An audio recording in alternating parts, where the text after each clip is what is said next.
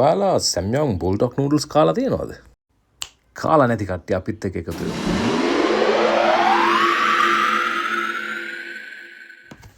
අද අපි දෙන්න අරගෙන එන්නේ Buldak noodle taste and spice level එක ගැන ඇත්තටම කරන රිවිව් එකක්.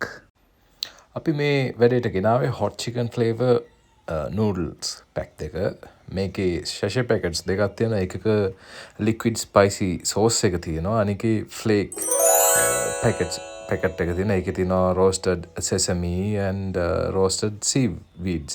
ඒක ඩ්‍රෙසින් එකට අපි නූඩල් එක රත් කරලා වැඩේට බහිනවා. ගත්තා පැකට් එක. පොඩක් කපන්න වෙලා යනවා. කපා ගන්න බැරි වුණා. නමුත් ඔන්න දැන් අපි ඇඩ් කරගන්නවා සෝස් එක.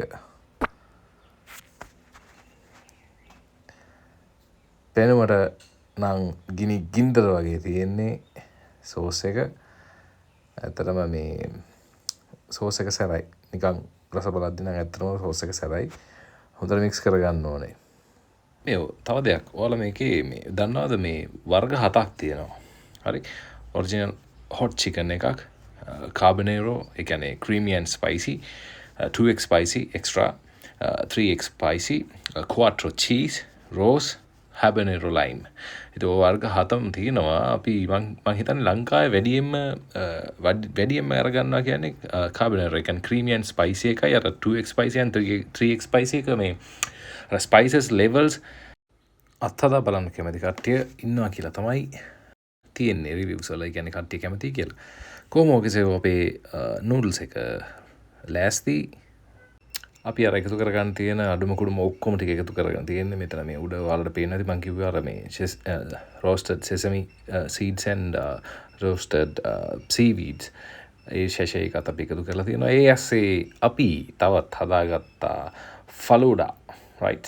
ෆලූඩා එකකුත් හදාගෙන ඔයාලට පේනවා නේද නිකන් එලගන්ට් ලුක් එකක් තියෙනවා. අපි බිත්තරයකුත් හදාගත්තා. මොකද නූඩල් එකක් තියෙනකොට නිකන් බිත්තරයක් තිබ්බනම් හොඳයි කියලා හිතුණා.